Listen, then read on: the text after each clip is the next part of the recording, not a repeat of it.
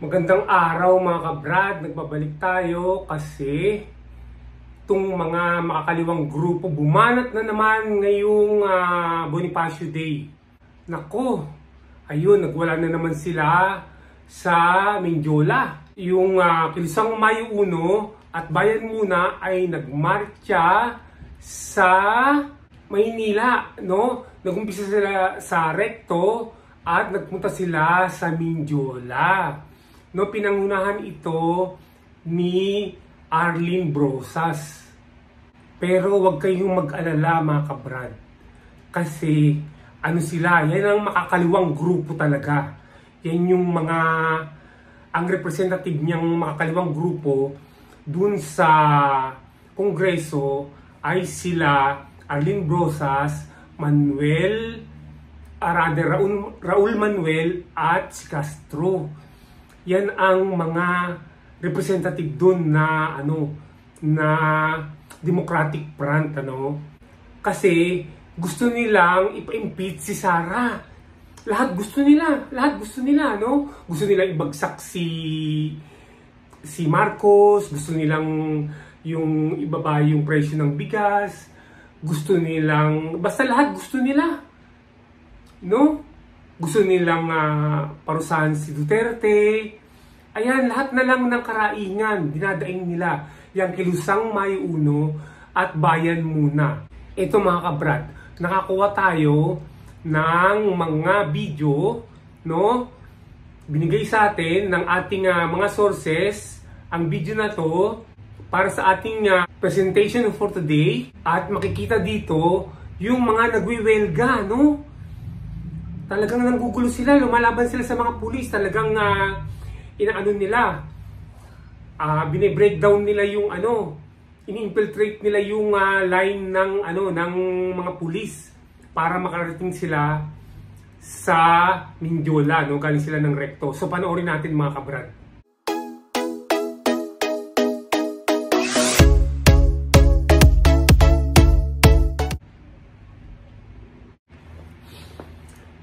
Ayan sila mga kabrad. Tignan ninyo. Yan, galing sila ng Recto. Ngayon ay dumiretso sila sa Mindiola, no? Tinahak nila yung Quezon Avenue para makarating ng Mindiola. Ayan, no? Kaya nga sinabi ko sa inyo na huwag kayong mag-alala kasi yan, mga makakaliwang grupo yan. Yan yung National Democratic Front. Yan yung mga hindi nakikipagpatayan pero nakikipagwelga sa hanay ng CPP, NPA, NDF. Sila yung mga NDF, National Democratic Front. Sila yung nagde-demo. Ayan, no? Inano ko na, ha? Tinanggal ko na yung sound nung pagde-demo nila, mga kabrad, ha? Nagde-demo sila, no? Talagang, hinaharang sila ng mga pulis dyan, para hindi sila makarating dun sa Mindiola. Pero, talagang, i-break in nila yung linya ng mga pulis, no? Para makapasok sila hanggang Mindiola. Then, para Mindiola, dun sila kakandak ng kanilang final na welga. Etong next video, sila pa rin to. Karugtong lang to mga kabrad. Ayan. Ayan, no? Sila? Very magulo sila. Sinisigaw nila yung mga hinaing nila. Then pagdating nila sa Mindiola, doon na sila magsisigaw ng gusto. Maki, baka. Huwag matakot, ganyan. No? Yan yung mga tauhan ng mga makabayang black. Yan yung mga nagwiwelga. Panggulo yan sa bayan. Gusto kasi nila maging komunista na ang bansa natin. Yung hindi na mapapalitan ang pinuno. Gusto niyo ba yun mga kabrad? Yung katulad na ng Russia, ng China, ng North Korea. Sa bagay, magiging maganda nga naman. Dahil, magiging develop yung country natin. Kasi itong democratic country, wala. ano tayo, lumubog tayo, naunang pa sa atin ang Singapore. Hindi po ba mga kabrad? Dahil sa mga walang hiyang mga politiko na yan.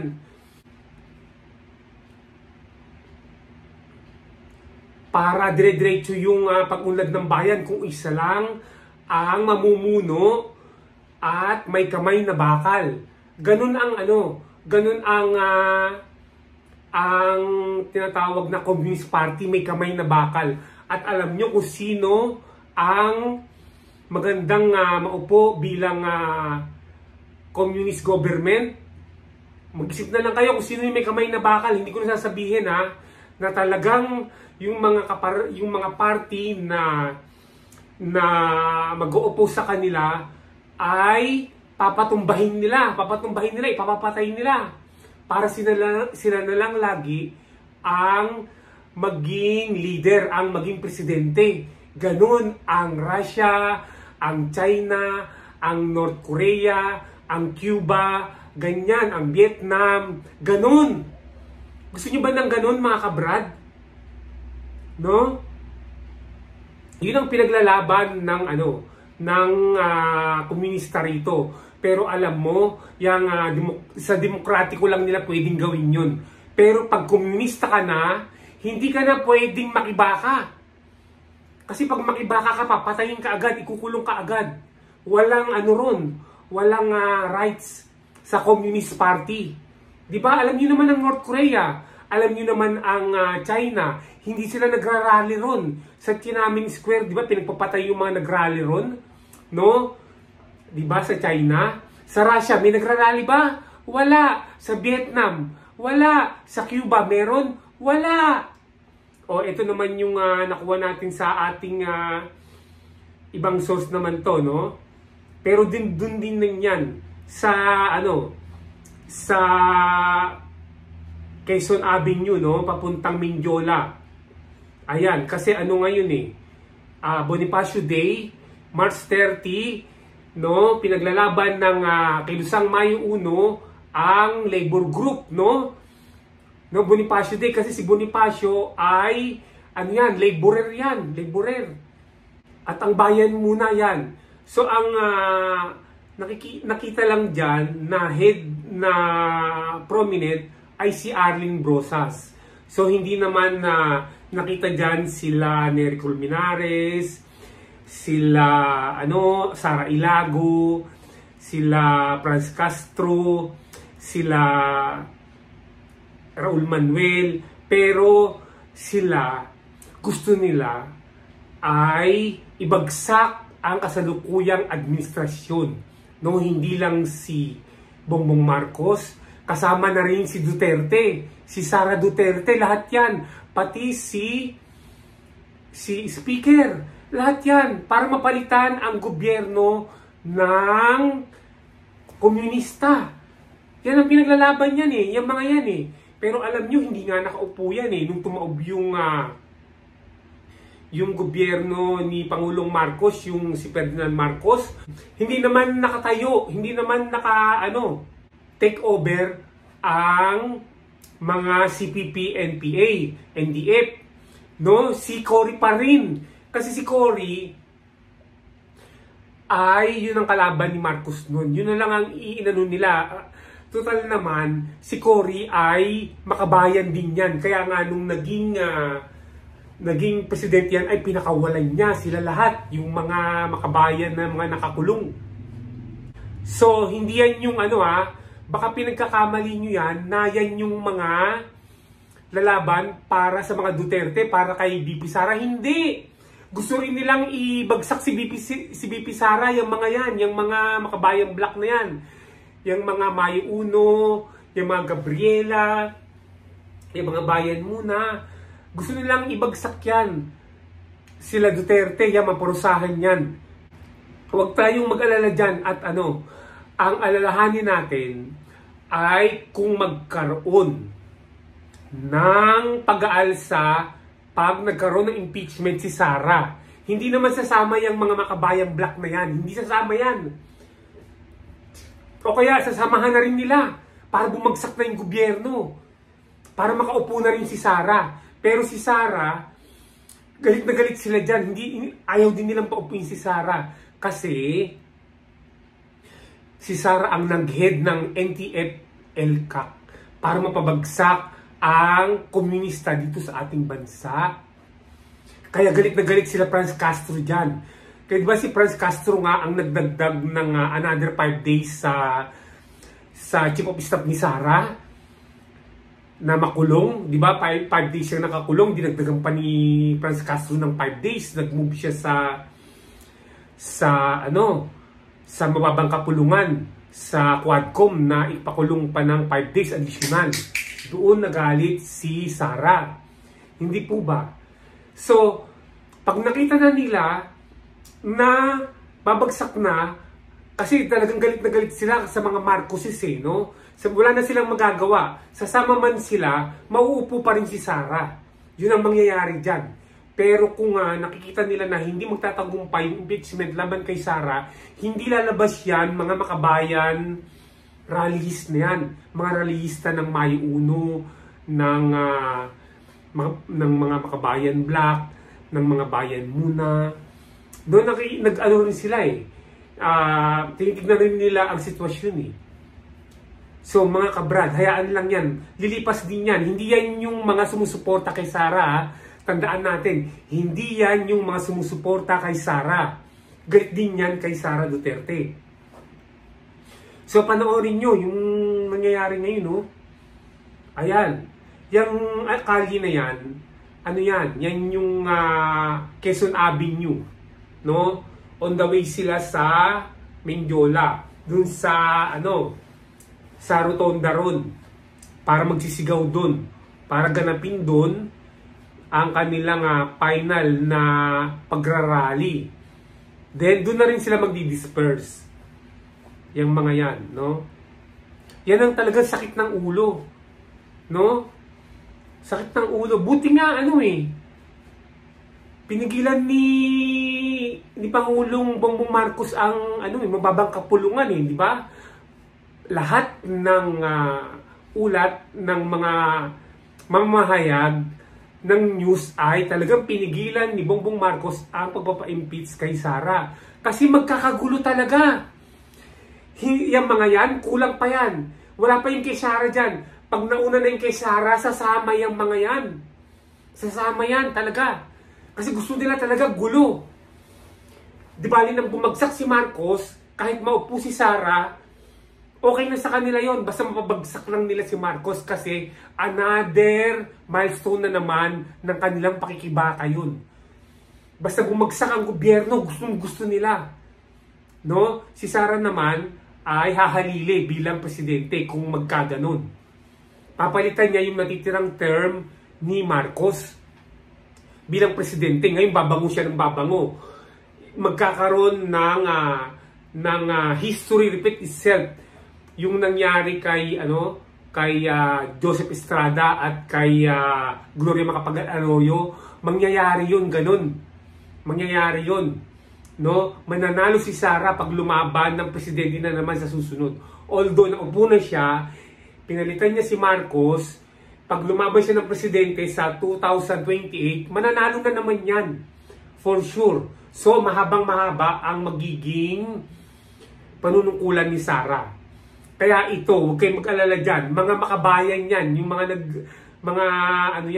welgistang bayan yan. Hindi yan yung mga welgista nila Kibuloy, nila Sara Duterte. Hindi yan yun, mga kababayan, mga kabrad. Huwag kayong magpapaniwala dyan kasi nung panahon pa ni Ferdinand Marcos, ganyan na yung mga yan. Kaya kabisado na nila yan. Tignan nyo yung mga sumasama dyan sa Kilusang Mayo Uno, mga matatanda na yan. Kasi kada administrasyon, dumalabas yung mga yan No? At inuulit-ulit nila yung parang kinaugalian na yan. Parang gawin na nila yan. No? Napakadali na nilang gawin niyang ganyan. Kahit na hindi na sila kumukuha ng permit para magwelga. Lalo na pag marami na, hindi na kailangan. Talagang manggugulo na yung mga yan. Magra-riot na yan. No? Ayan, no?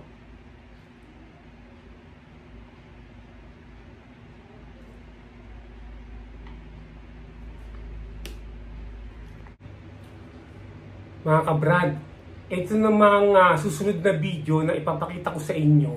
Ito naman yung talagang sumusuporta kay Sara. Nangyari ito noong kahapon lang ng gabi. 29 November sa EDSA Shrine. So panoorin natin, no, nag-ano rin sila ron. No, nag-demo rin sila ron, nagmarcha-marcha rin sila ron. No, nagbuo sila ng nagantay sila ron ng grupo para sumuporta kay Sara. Ito, panoorin natin. Bugas! Ayan. Ano to? Dami, oh. Ang dami nito. Biglang dumami yung tao, mga kababayan. At mukhang iba na ito, ha? Oh. Nako, kabayan, ano ba to? Ba't nabigyan Diba? ako? Ba't ganito ang tao kadami, kabayan? Yung video na yan ay tinubad din sa atin ng ating kapanalig, no, sa industriya. Kabayan, naku, Yan. ito na. Wala Yan yung ano, Pero anong oras na nga ito eh? yan yung Kababayan na. sandali lang, hinaan ko lang yung boses. Yan naman ang sumusuporta kay Sara, no? Kasi nga naramdaman nila, napapa-impeach nila, 'di ba, nung 23 si Sara online na press release o press meeting, press conference. Ayan. No, akala nila ipapa-impeach na si Sara. Kaya nga itong si Ferdinand Marcos ay dali-daling, si Junior, si Bongbong Marcos ay dali-daling niyang pinatigil ang ginagawang impeachment complaint ng Kamara. Pero yung mga makabayan black doon, sila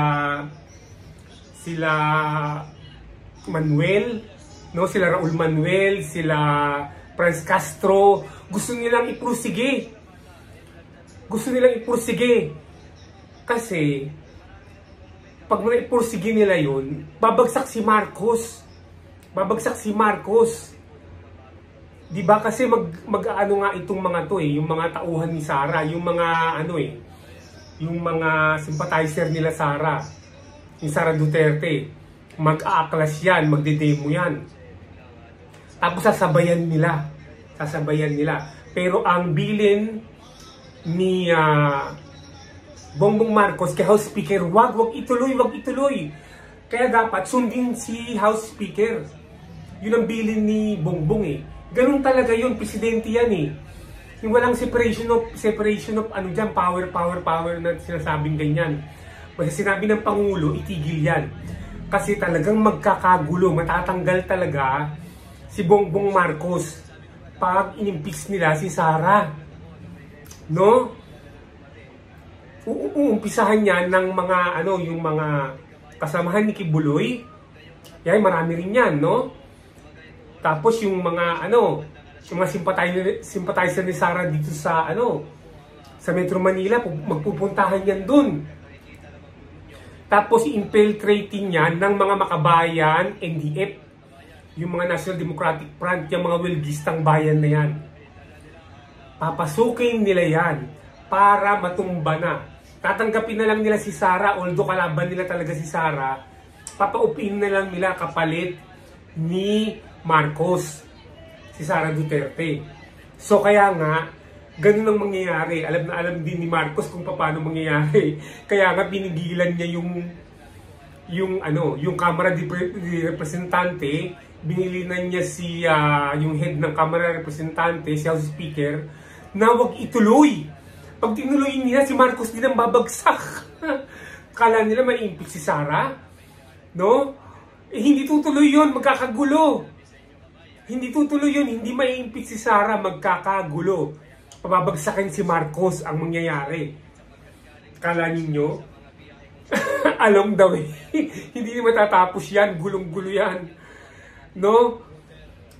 Yan, hindi hinto yung mga yan. Hanggat hanggat hindi bumabagsak si Presidente Marcos, hindi si Sara ang pababagsakin nila. Hindi matatapos ang impeachment, babagsak si Marcos. Ganun ang mangyayari.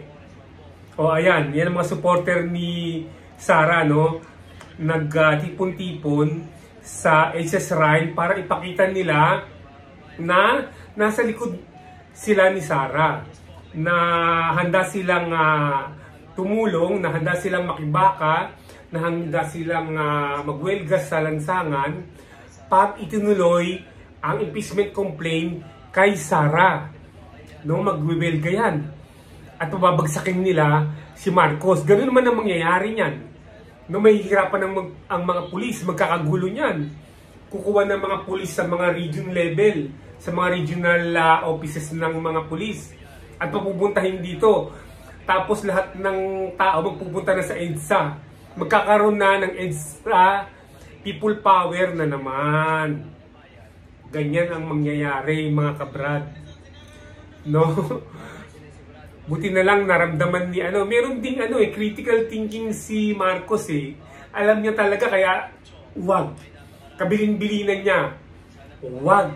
Wag impeach si Sara. Kasi siya rin ang mapuputukan. Kaya sasabihin niya, walang kwenta sa atin niya si Sara, walang kwenta raw. Oh. Wala raw kwenta si Sara. Pero ang laki ng kwenta ni Sara. Siya ang magpapabagsak sa kanya. Kay Bongbong Marcos, si Sara, pag pina-impeach ng Kongreso si Sara, patay si Bongbong Marcos, kaya pinigilan niya. Naramdaman niya talaga. Ngayon, itong Makabayan Black, yung mga nasa representante na mga makakaliwa, sila Franz Castro, si Raul Manuel, si Brosas, Arlene Brosas, yan, gusto nilang matuloy. Gusto nilang ituloy yan. Para na magkagulo. Kasi nga communist sila eh. Makakaliwa sila. Kasi, points na naman yun. Parang katulad nung nangyari nung panahon ni Ferdinand Marcos, sila ang nagpabagsak talaga. Ang makakaliwang grupo. Tapos nung panahon ni Joseph Estrada, sila rin na nagpabagsak, ang makakaliwang grupo rin. Ngayon, ito na naman. Kay Marcos, kay Bongbong Marcos, si Marcos Jr. So, ayan. Yan yung kinatakutan ni Bongbong Marcos. Hindi yung nagwelga kanina sa may Mindiola. Hindi yun. Wala yun. Makakaliwa yun eh. Ito magpapaumpisa. Kasi pag inumpisahan ng makakaliwa, hindi sasama tong mga to. Kasi kalaban nila si Sara.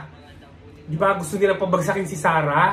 Alangan namang magwelga sila na para kay Sara, hindi. Mauuna muna magwelga tong mga to, itong mga nasa shrine, bago siya susunod sila.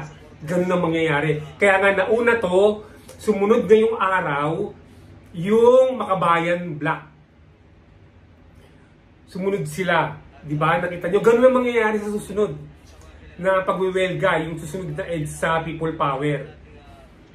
Kaya, pipigilan ni Bongbong Marcos na mag-aklas ang mga sympathizer ni Sara. Ayan. Kayo, mga kabrad, mga manonood, naliwanagan ba kayo? Ha? Kung gusto ninyo, bibigyan ko kayo ng kaalaman tungkol sa makakaliwang grupo sa CPP, NPA, NDF. Ang CPP, Communist Party of the Philippines, ang pinaka-head niyan, ang iuupo sana nila, si Sison. Oo, kaya lang namatay na si Sison sa di ba? Sa ibang bansa. Namatay na. Yan dapat ang uupo. Namatay na. Ngayon, sinong uupo?